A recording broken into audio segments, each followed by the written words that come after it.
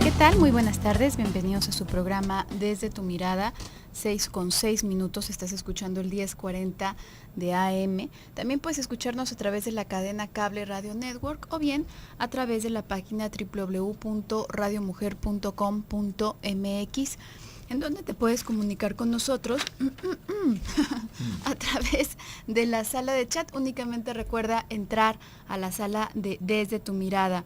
Otras vías de comunicación: el Twitter es @desde tu mirada, nuestro correo electrónico desde tu mirada @radiomujer.com.mx. Estamos aquí, tus psicoanalistas de la radio, José Luis Amarripa y tu servidora Gabriela Maldonado, para hablar el día de hoy acerca de las exigencias sociales en la vida de pareja. ¿Qué tal, José Luis? ¿Cómo estás? Muy bien, Gabriela, ¿tú cómo estás? Bien, aquí empezando la semana, ya cada vez más con calorcito.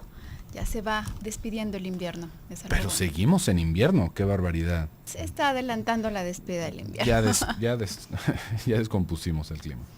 Y bueno, ¿de qué queremos hablar en este tema o a qué nos referimos con estas exigencias sociales a propósito de la vida de pareja?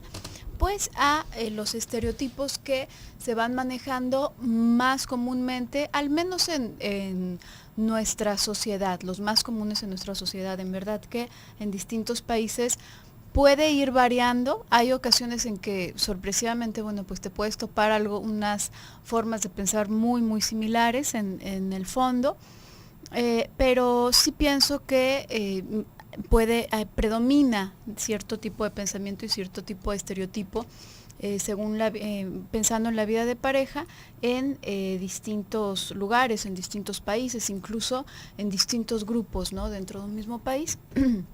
Hay ciertos grupos que tienden más hacia una u otra idea. Para empezar, bueno, creo que un gran boom que ya no es reciente, es de estos temas que se han hecho hasta que de pronto ya parecen chocantitos, ¿no? De tan repetido y repetido, cuando de pronto algo alcanza cierto auge, como que, bueno, se le hace una propaganda y se habla y se habla y se sobre de eso muchísimo, y a veces, francamente, pienso que únicamente se agarra el tema como bandera porque suena como muy llamativo, y quizás todo lo que, o mucho de lo que se dice o se escribe al respecto es bastante hueco, no es meramente paja, pero como suena muy contundente el tema, bueno, pues ahí va todo el mundo a sacar provecho, ¿no?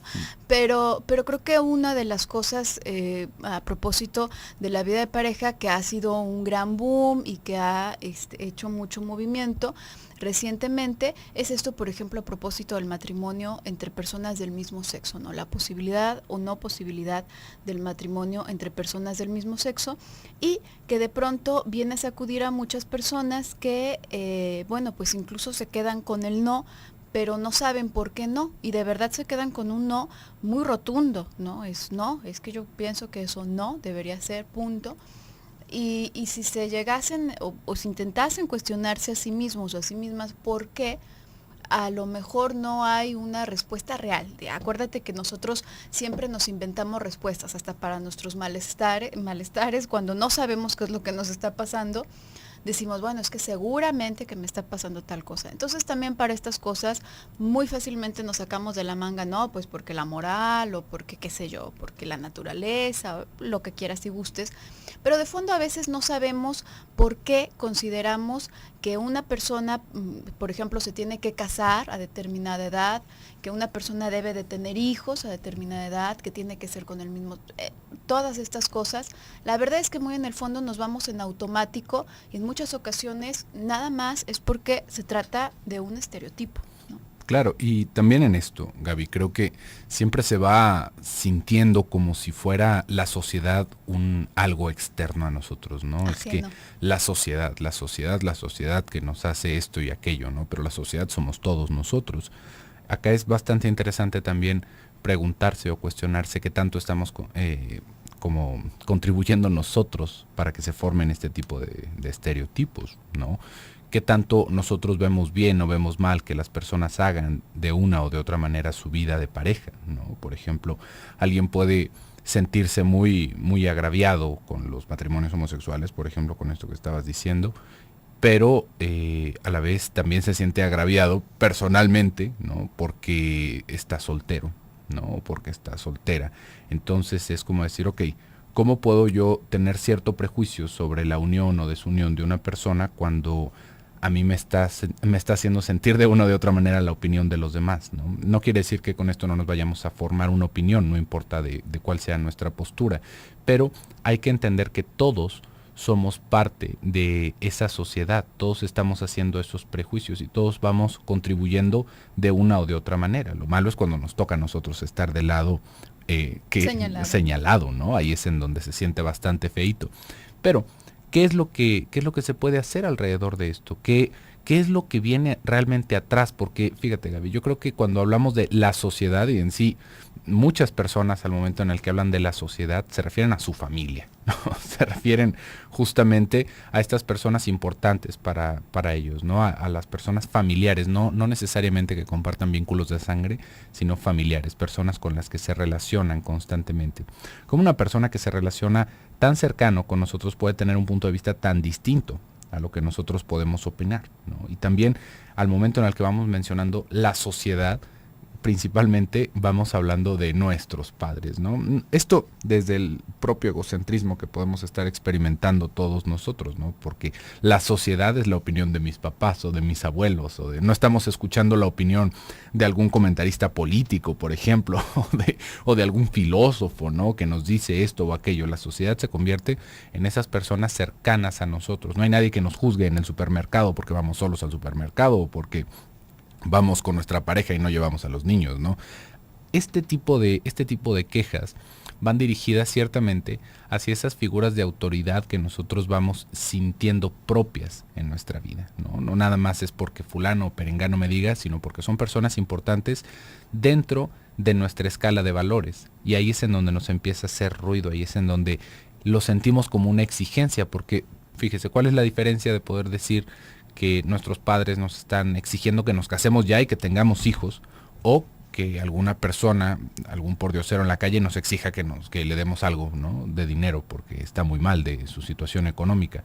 Uno podría decir, pues las dos son exigencias, no es algo que se presente como algo que vaya yo a hacer a fuerzas por una o por otra persona, ¿no? Pero empezamos a sentir un peso mayor porque está en juego el afecto de esas personas que nosotros tenemos cerca. Entonces, cuando hablamos de la sociedad, es más que nada, me parece, ¿no? Como una intención, como un intento de querer diluir lo que está pasando en nuestros círculos más internos. Sí podemos hablar de la sociedad, pero hablando de cómo se sobreusa este término y entramos a generalizaciones, me parece que tendríamos que ver primero qué es lo que está pasando en nuestras esferas más cercanas y cuáles son esas exigencias de esas personas que nos rodean.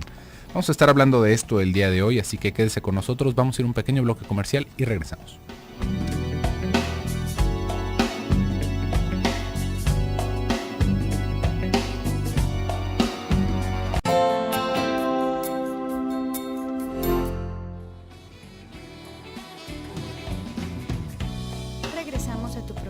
Desde tu mirada, 6:19. Estamos hablando acerca de las exigencias sociales sobre la vida de pareja.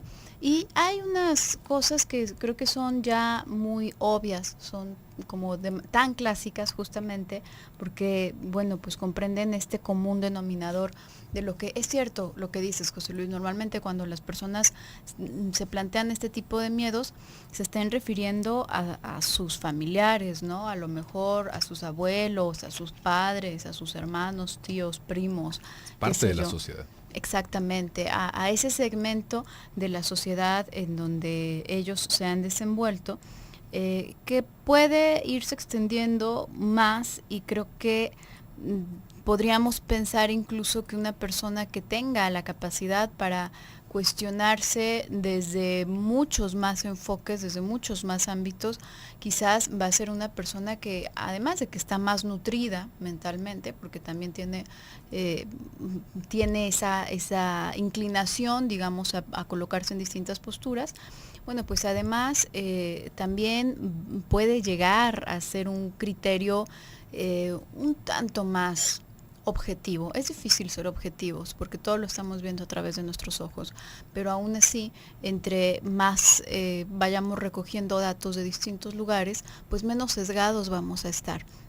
Entonces habrá personas que quizás también van tomando en cuenta la opinión, si no directa, de pensar tú qué crees que debería de hacer, sencillamente ver el comportamiento de otras personas, ¿no? Personas distintas en el trabajo, personas distintas en la escuela, en otras personas que van haciendo del mundo más grande y que también van haciendo pues de nuestra gama de posibilidades un abanico mucho más extenso, ¿no? Pero es verdad, usualmente se trata exclusivamente de ese segmento de la familia o familia extensa que me puede estar juzgando, porque verdaderamente pues de ahí es de donde más te interesaría tener cierta aprobación. Aún así, las opiniones que suelen ser más como estereotípicas, las opiniones que suelen ser más cerradas, son las más difundidas por una razón. Una persona, vamos a imaginarnos que hay una buena parte de la sociedad, quisiéramos pensar eso, a lo mejor no, tiene un pensamiento mucho más abierto y mucho más libre. Y no se va en estereotipos demasiado rígidos o demasiado estrictos. Esta forma de pensamiento como tal, bueno, pues necesariamente es una que no se impone, estarás de acuerdo. No es que vaya a ir alguien pregonando o tocando de puerta en puerta para exigirte que seas libre de pensamiento y que tengas un criterio propio y que tengas tu opinión propia y la respetes, ¿verdad? Pues no. Precisamente porque se está respetando esa línea, ¿no?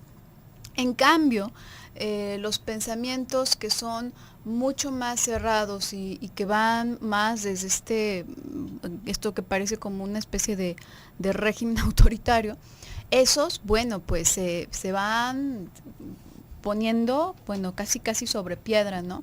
Por ahí incluso está este dicho que yo creo que muchísimas personas todavía conocen de primera mano, que la palabra con sangre entra, ¿no? Esas palabras que entran con sangre, esas famosas palabras que solo entran a través de los golpes y de la sangre, esas son las que creo, lamentablemente, están más difundidas y se pueden llegar a clasificar como el común denominador entre la exigencia social. ¿Por qué? Porque vamos a pensar, un padre, una madre que son, que respetan mucho la privacidad del hijo o de la hija, claro que van a tener ciertas charlas con ellos, claro que le van a sugerir, o le van a facilitar incluso que se proteja si va a empezar a tener relaciones sexuales, que le pueden dar muchos consejos, pero no va a estar encima del hijo o de la hija para ver qué usa o cómo habla o un montón de cosas. Otro tipo de papás sí lo van a hacer porque la idea que tienen les exige ser quisquillosos y un tanto morbosos acerca de los hábitos de los hijos. Entonces ellos sí van a estar demasiado atentos a la ropa, a absolutamente todo lo que es más la pareja, ¿no? Esta mujer sí te conviene, esta mujer no te conviene, este chico te conviene, etcétera. Y lamentablemente esto hace que se convierta como en una opinión demasiado difundida. Creo que son estas, en mayor medida, las que nos vamos a llegar a topar como la exigencia social predominante, si lo quisiéramos ver así como a grandes rasgos, ¿no? Porque, por ejemplo, si quisiéramos hablar de exigencias sociales, tendríamos que hablar, por ejemplo, de cierta civilidad, ¿no? De no tirar basura en la calle, de pagar los impuestos, como que son este tipo de cosas lo que podríamos ver más como en ese aspecto de la sociedad que nos compete a todos. Pero justamente estas exigencias sociales que vamos escuchando, si vamos analizando esto desde, por ejemplo, de las peticiones de los padres, tiene que ver más que nada no con una sociedad, sino con el cumplimiento del deseo de los padres a través de los hijos. Y esto es algo Bueno, pues realmente en un aspecto totalmente distinto, ¿no? Cuando hablamos sobre esto que tú ya mencionaste ahorita, Gabriela, esa mujer o ese hombre no te conviene, es que es una persona que no tiene un trabajo, entonces de repente lo diluimos, ¿no? Decimos, bueno, pues es que sí es cierto, no es socialmente aceptado que no tenga un trabajo fijo. Y uno puede decir, bueno, pues socialmente aceptado si hablamos del, del desempleo y de los trabajos como ambulantes y todas esas cosas, pues podríamos decir que la sociedad tiene un nicho para este tipo de personas, ¿no? Lo que está ahí en conflicto es justamente que para los padres o para esa persona que nosotros queremos congraciarnos frente a sus ojos, no es algo aceptable como tal, ¿no? De repente también podemos hablar, Gaby, ya en un aspecto de la sociedad, por ejemplo, en el divorcio, ¿no? Es que divorciarse está mal y ahí ya podríamos hablar de una sociedad como más amplia. ¿Por qué? Porque ya podríamos hablar no nada más de los padres, sino de que hay muchas personas que justamente tienen un prejuicio alrededor del divorcio, ¿no? Es que te vas a divorciar, entonces fracasaste en tu matrimonio, entonces ya no puedes ser nuestro amigo, ¿no? Y uno dice, pero ¿por qué si éramos amigos desde antes de que me casara? Pues sí, pero eso no va con mis valores, el que tú te divorcies, y uno lo escucha, ¿no? Así como si estuviéramos hablando de alguna drogadicción o de algún tipo pues de otra cosa, ¿no? Que tendría que ver con un punto de vista más radical. Pero ahí ya podríamos pensar un poquito más sobre estas exigencias en la sociedad, pero para irnos al pasito, para irnos desarrollando un poquito el tema desde el principio, ¿no? ¿Qué pasa con estas exigencias de los padres o de los abuelos o de esas figuras de autoridad que nosotros acabamos englobando como la sociedad? Esto es bien importante que lo podamos pensar, no nada más como este agente externo, sino como nuestra necesidad de congraciarnos con esa parte de la sociedad. Ahí es en donde entra la exigencia. Porque imagínese que el día de mañana se hiciera una exigencia social de estas, de que todos nos vistiéramos de verde. Mm. ¿Quién seguiría esa tendencia? Y esto también lo podemos ver en la moda, por ejemplo, ¿no? ¿Quién sigue esas tendencias? Bueno, sigue esa tendencia la gente que está interesada en destacar en ciertos aspectos que se están exigiendo, ¿no? Ah, mira, él sí está a la moda, ¿no? Para que todos los demás digan, mira, qué a la moda está. En estos momentos, cuando estamos hablando sobre los padres y esa mujer no te conviene y ese hombre no es bueno para ti, ¿qué es lo que nosotros estamos ganando al cumplir con ese prejuicio? Porque acuérdese que nosotros también somos parte de la sociedad. Tal vez para nosotros sí es una cosa de entrada, ¿no? Bueno, pues es que una persona que no trabaja o una persona que ya tuvo una relación de pareja anteriormente, por ejemplo, que ya estaba casado, pues entonces eso no es algo que yo encuentre aceptable. Acá el problema es cuando se siente como una exigencia de los demás. Y esa exigencia, como le digo, tendríamos que canalizarla, tendríamos que entenderla más bien, como que es una exigencia propia. Es una exigencia en donde acaba pesando más la opinión de otra persona por nuestra necesidad de su afecto, por nuestra necesidad de su aprobación, que nuestra decisión. Entonces, eso que suena como exigencia es nuestro deseo de congraciarnos con esas personas que están alrededor. Porque la sociedad puede exigir muchísimas cosas. Como le digo, podría exigir que todos nos pintáramos el pelo de amarillo el día de mañana. ¿Y qué? ¿Y si yo no lo quiero hacer? ¿Qué me pasa?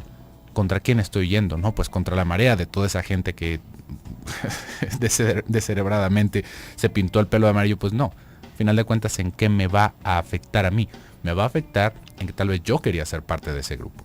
Me va a afectar en que yo tenía mayor interés en eso que en mis intereses personales.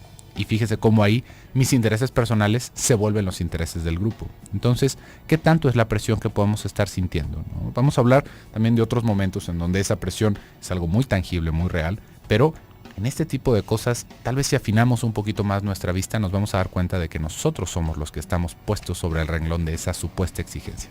Vamos a ir a un pequeño bloque comercial, regresamos.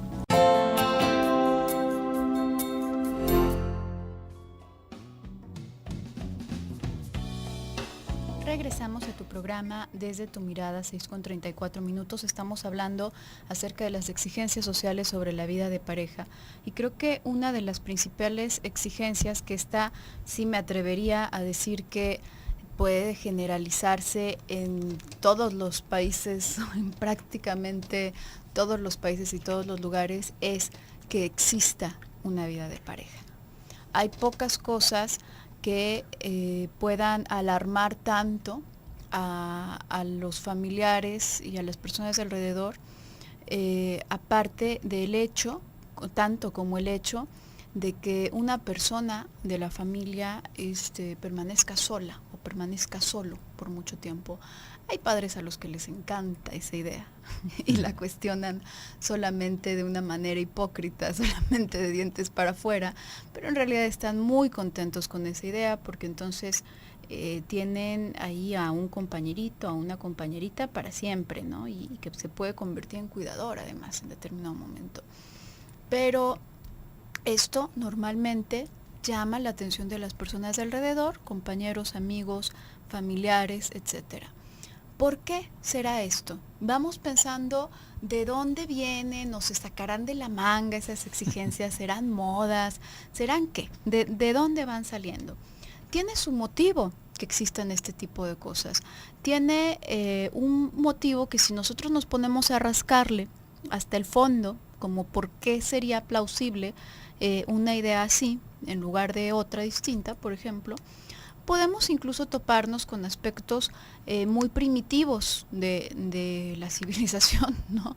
Podemos toparnos, por ejemplo, con la idea de que, ¿y por qué la exigencia de, y ya tengan hijos, y otro hijo, y bla, bla, bla, bla, bla? Pues nos podemos topar con que de entrada la línea así como natural es naces, creces, te reproduces y mueres. Entonces reprodúcete, porque pues tiene Si que... no, nos acabamos. Sí, no vaya a ser que nos acabemos, ¿no? Si no, la especie humana, ¿qué va a suceder? Esto es un impulso sumamente primitivo y verdaderamente, aunque a veces queramos pensar que porque nos vestimos y utilizamos zapatos somos muy civilizados, tenemos vestigios, tenemos mucho, ni siquiera me atrevería a decir vestigios, tenemos mucho todavía de estos aspectos más primitivos que nos siguen moviendo y entonces de pronto aparecen este tipo de exigencias, ¿no? Bueno, ¿y a qué hora vas a tener hijos?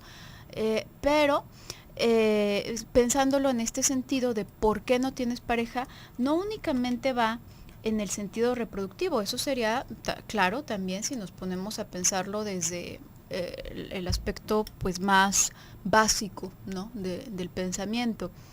Sí, muchas madres que se han quedado a sus hijos, o muchos padres que se han quedado a sus hijos para sí mismos sin permitirles tener novio o tener novia, etcétera, llega un momento en que les empieza a preocupar no la vida o la felicidad de esa persona, sino ¿y los nietos? Bueno, ya, pues de menos fulanito se ve que es buen muchacho, ya tengan un hijo, ¿no? Casi. No sé, pero no lo conozco. Bueno, tengan un hijo, no importa, porque si no ya al rato ya no se va a poder.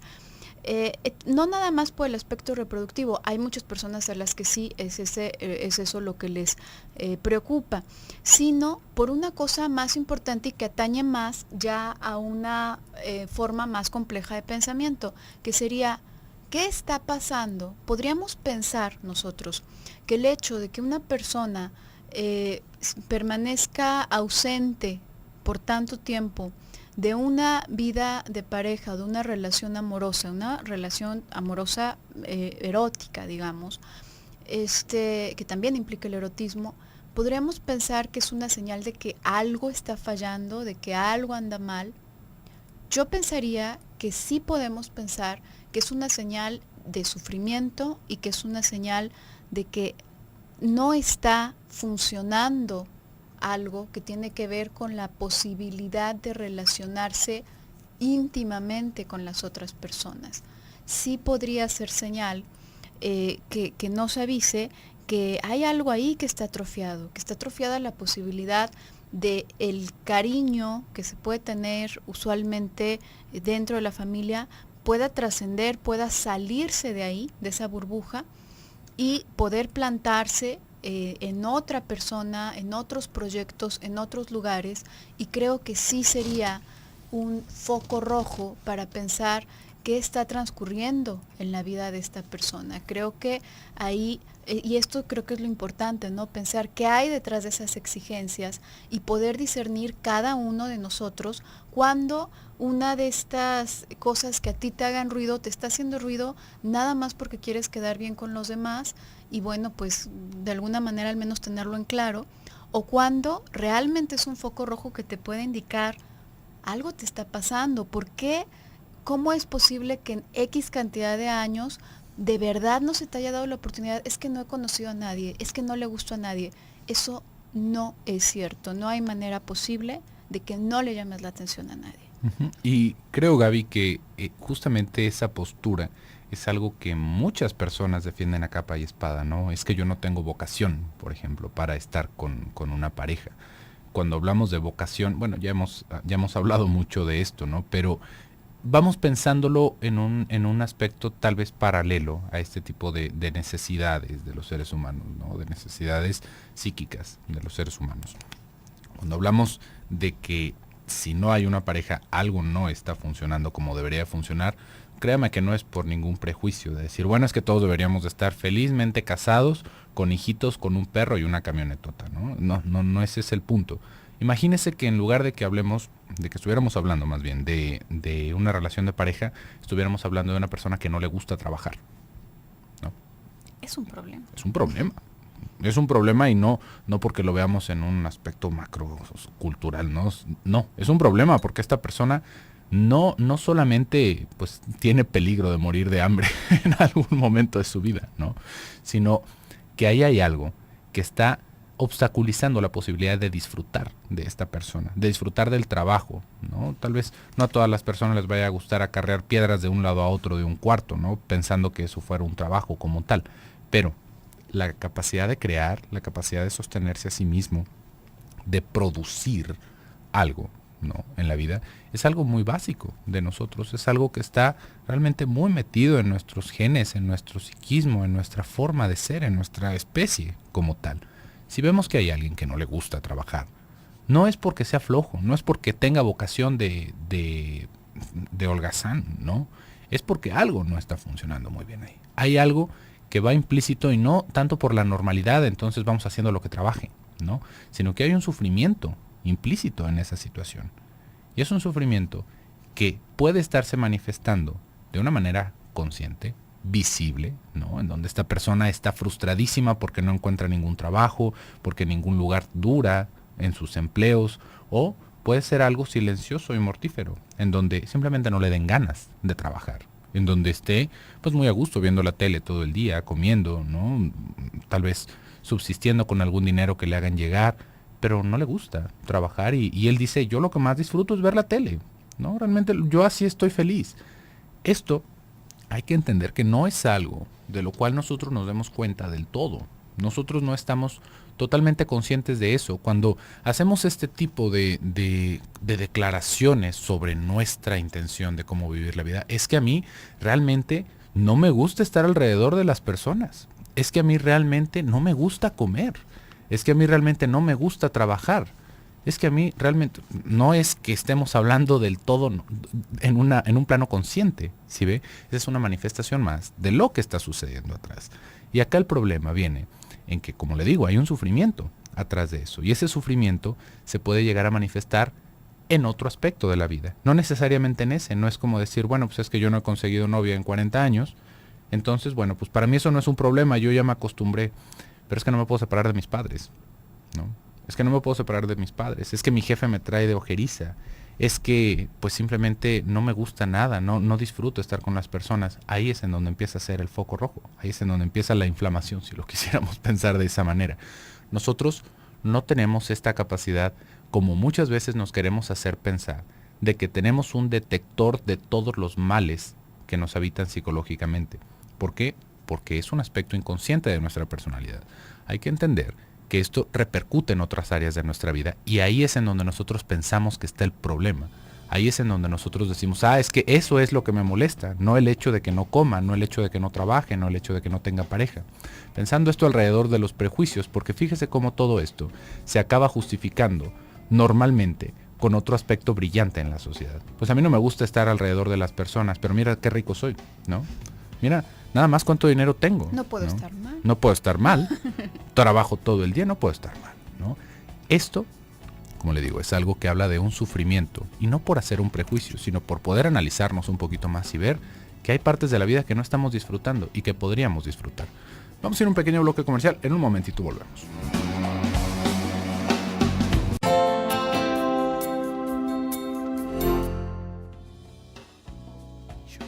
Regresamos a tu programa Desde tu Mirada, 6:50. Estamos en el último bloque del programa del día de hoy, pero no vamos a concluir con el tema. Ya escuchaste a Claudia.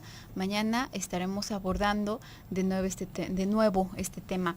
Y nos quedamos con algo interesante en el corte pasado a propósito de qué pasa con esta primera exigencia a propósito de la vida de pareja, tenla, ¿no? que es una exigencia muy generalizada en la mayoría de las familias y prácticamente en todas partes. ¿Qué pasa? ¿De dónde sale realmente el signo de que algo malo está pasando o no? Decíamos, podríamos inclinarnos a pensar que sí. Efectivamente, nos podría estar hablando las más de las veces de una persona sumida, sino encerrada en su narcisismo, que teme, por ejemplo, y no es que haya un solo motivo posible, puede que se trate de una persona que teme quedar expuesta o expuesto o sentirse frágil al momento de exhibir sus afectos hacia otra persona o de admitir el deseo que tiene hacia otra persona. Esto, como tú lo decías, no es algo que tú sepas de primera mano. Hay personas que sí, en efecto, pueden sentir algo muy fuerte por alguien más o tener mucho deseo de estar con una persona como pareja, pero se sienten como ridículos, incluso nada más por el puro pensamiento, ¿no? Hay personas que no, que sencillamente les llega como que pues no se les antoja, así nomás no les dieron ganas en ningún momento de su vida. Y eso no significa que no estén también con este miedo de quedar expuestos, lo único que significa es que probablemente está mucho más reprimido, ¿no? Está mucho más inconsciente. Esto es algo preocupante porque podemos pensar en muchas cosas, en la capacidad, como decías tú, ¿no, José Luis? Cuántas cosas que podrías estar disfrutando y de las cuales te estás privando. Pero todavía más atrás, más de fondo, hay una muy básica.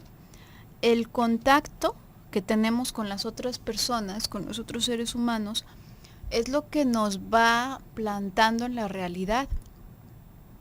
Hay quienes, bueno, pueden tener con unas vacaciones o un fin de semana para perder noción del tiempo y no saber ni qué día es, ni qué horas son, ni nada, ¿no? Si no fuese por el programa que pasan en la televisión solo tal día a tal hora, o si no fuese por el trabajo, si no fuese por otros indicadores del mundo externo, no tendrían noticia de ninguna de estas cosas.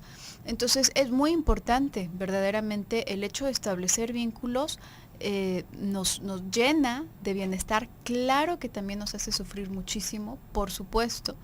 Es una de las principales fuentes de sufrimiento. Freud, cuando en los escritos sociales hablaba de las fuentes de donde puede provenir el sufrimiento para el ser humano, y decía, bueno, que está en la naturaleza, en nuestro propio cuerpo, que puede enfermar, le pueden suceder cosas, y en las relaciones que tenemos con otros seres humanos.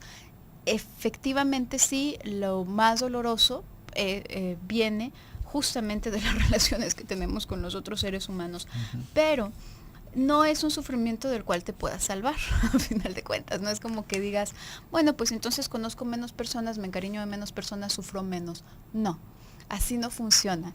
Y finalmente la libido que tienes se distribuye y a lo mejor quedas totalmente anclado o anclada. Toda tu libido queda depositada en tu padre o en tu madre o en tu hermano o en quien sea. Y bueno, pues eso va a dolerte mucho más que si tuvieses una red mucho más segura y mucho más estable, mucho más distribuida de tus cariños. O bien puede que toda la libido, la mayor parte de la libido, quede depositada en ti mismo o en ti misma y se queda como libido narcisista. Hemos hablado mucho del narcisismo y aclaramos, no es algo malo, es algo necesario, es algo bueno, es algo incluso normal, digamos que sucede, no puedes evitarlo.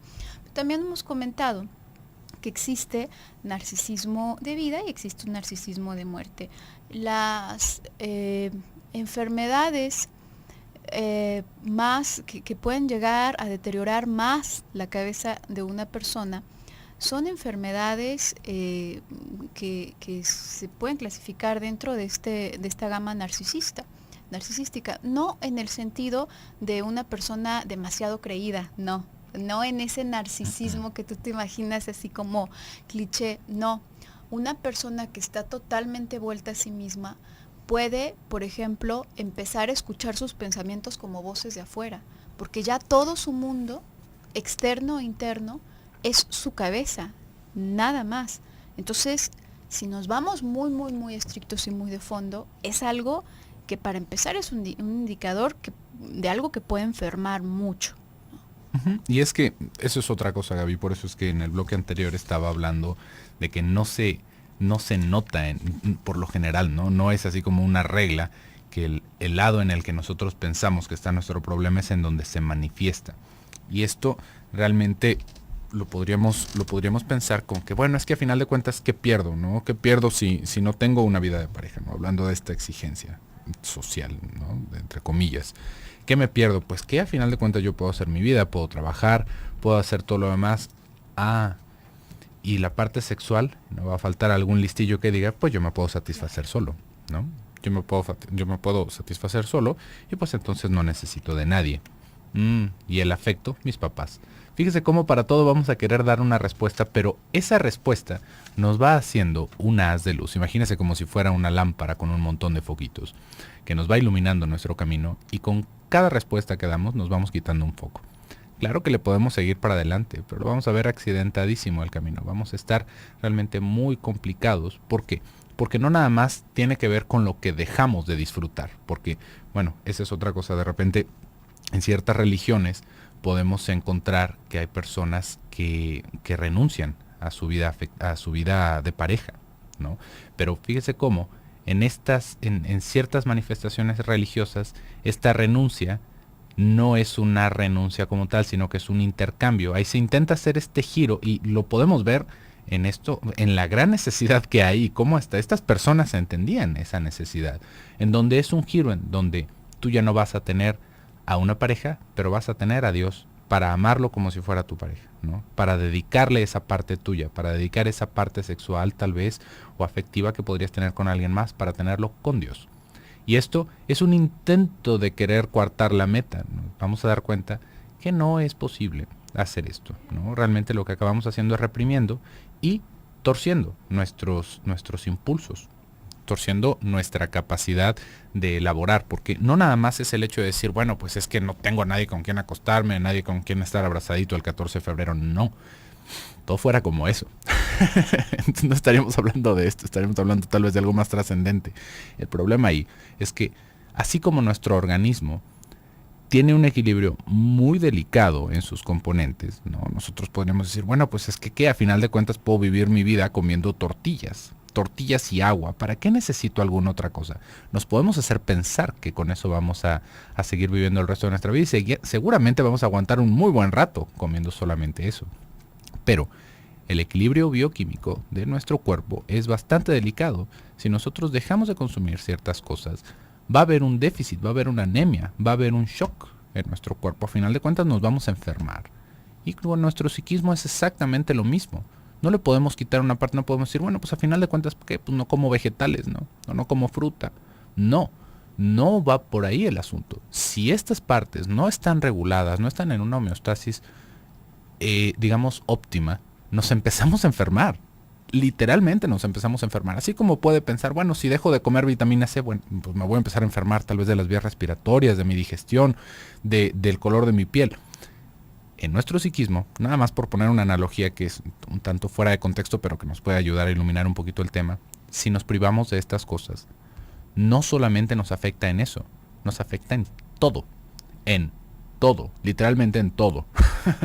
En cómo lidiamos con la frustración, en cómo podemos llegar a tener relaciones de amistad, en cómo vamos a disfrutar de nuestro trabajo, en cómo vamos a temer o no temer a la muerte. Es todo lo que nos acaba influenciando. Realmente es algo que nos acaba fregando nuestro equilibrio psíquico. Y, por lo tanto, es que no tendríamos que verlo tanto por la exigencia social, sino tal vez por un asunto de salud y de bienestar para nosotros mismos. Pero bueno, por el día de hoy se nos ha terminado el tema. El día de mañana hablaremos de muchas más cosas de esto, así que quédese con nosotros. A continuación viene nuestro compañero Rolando Peña con su programa Más de Uno, pero nosotros por el día de hoy nos despedimos. Yo soy José Luis Amarripa. Yo soy Gabriela Maldonado. Hasta mañana.